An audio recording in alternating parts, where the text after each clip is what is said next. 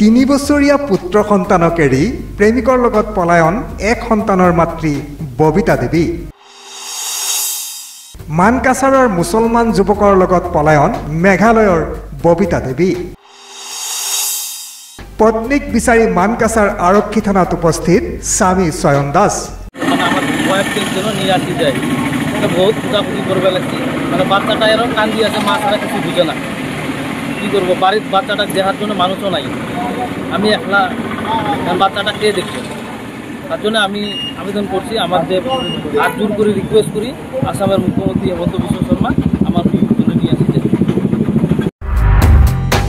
দক্ষিণ শালমাৰা মানকাছাৰ জিলাৰ মানকাছাৰ অসম মেঘালয় সীমান্তৱৰ্তী মহেন্দ্ৰগঞ্জৰ পৰা এটি সন্তানৰ মাতৃক পলুৱাই লৈ যায় মানকাছাৰ আৰক্ষী থানাৰ অন্তৰ্গত জোৰাডংগা গাঁৱৰ চকুৱাত ইছলাম নামৰ যুৱক এজনে।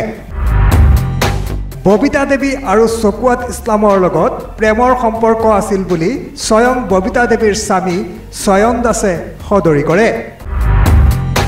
পত্নীক বিচাৰি মেঘালয়ৰ মহেন্দ্ৰগঞ্জৰ পৰা স্বামী চয়ন দাস আহি উপস্থিত হ'ল মানকাছাৰ আৰক্ষী থানাত।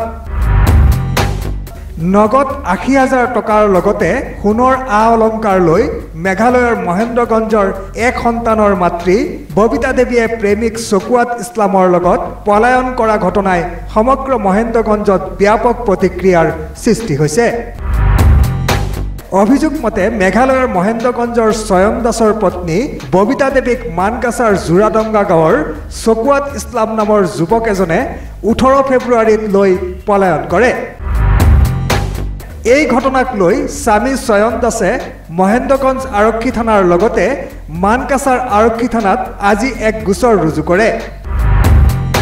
চয়ন দাসৰ পত্নী ববিতা দেৱীয়ে ৩ বছৰীয়া কণমানি পুত্ৰ সন্তানক এৰি পলায়ন কৰাৰ পিছত পৰিয়ালটোত হাহাকাৰ পৰিস্থিতিৰ সৃষ্টি হৈছে। কণমানি শিশুটিক লগত লৈ মানকাছাৰ আৰক্ষী থানাত উপস্থিত ববিতা দেৱীৰ স্বামী চয়ন দাস। পত্নীক বিচাৰি চয়ন দাসে এতিয়া হাহাকাৰ কৰিবলগীয়া হৈছে। মহেন্দ্ৰগঞ্জ মালি দাসপাৰা। কি হৈছে? আমার বউ পলাই নিয়ে আছে। তাই নিয়ে এসে বলে সাকুয়াত কোন জায়গা? মানকাছার জোরাডাঙ্গা। কিভাবে নিয়ে?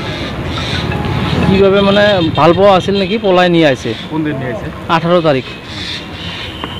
18 তারিখ কিভাবে বাড়িতে যে নাই কিভাবে দিতে পারে? মানে বাড়িতে আমি দিতে পেলাম, আমি বাজারে গেছিলাম, বাজারে থেকে আসি মানে জানলাম যে আমার বউ নাই। পরে মানকাছার সিঙ্গিমারি পুরে খুঁজলাম, খোঁজার পরে যে সন্ধান পেলাম যে যে মানকাছারের একটা সাকুয়াত মুসলিম লোক আমার বউটা মানে পলাই নিয়ে গেছে। মানকাছার কোন গ্রামে? জোরাডাঙ্গা। আগে থেকে কি ভাল পাওয়া আছিল নাকি? আগে ভাল পাওয়া এটা তো আমি গম না পাই, মানে আমি কর্মসূত্রে বাইরে থাকি, বেঙ্গলোর থাকি। আমি 17 তারিখে মানুষটা রাত্রে আসি, মানে আমার কাছে পয়সা করে যা আছিল সব নিছে। নেওয়ার পরে মানে 18 তারিখে ওই আমাকে বললো যে বাচ্চার ড্রেসটা আনতে যাই। আনার ড্রেস আনার যাওয়ার কথা কয়ে ওই মানে গায়েব। মানে হ্যাঁ বাচ্চা আমার 3 বছরের বাচ্চা। বাচ্চা আমার জন্য কানতে আছে। কত টাকা নিয়ে গেছে? ৮০,০০০ টাকা নিয়ে গেছে, প্লাস সোনার কানের একটা মঙ্গলসূত্র সোনার আর হাতের চুরি নিয়ে গেছে। কেস হচ্ছে মহেন্দ্রগঞ্জ থানার মধ্যে কেস দিছি। তারপরে আমি এখন মানকাছার আসছি। মানকাছার থেকে ওর ঘরে গেলাম। ওর ঘরে তো মানে ছেলেটা আর বউটা পালাম না। তার ভাই আছিল, তার ভাই মানে দেখি পলাইছিল। তার ভাইক মানে পুলিশ মানে হেল্পমেন্ট নিছে, মানে মানে লই আইছে স্টাফ করার জন্য, খুঁজপুজ করার জন্য। বর্তমানে আপনার বউ লাগে নাকি? বর্তমান আমার বউক লাগে। মোর বাচ্চাটা কান্দি আছে না। আপনি কতদিন হয় বিয়ে করছিলেন? আমি বিয়ে করছি আজ 7 বছর হলো। আপনার বউর নাম? আমার বউয়ের নাম ববিতা দেবী। ওই চ্যানেলটার নাম সাকুয়াত ইসলাম। মুসলিম, হিন্দু মুসলিম।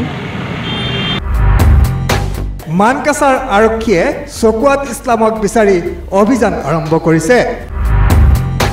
মানকাছাৰৰ পৰা ফাৰহাদ আহমেদ, দৈনিক অগ্ৰদূত ডিজিটেল।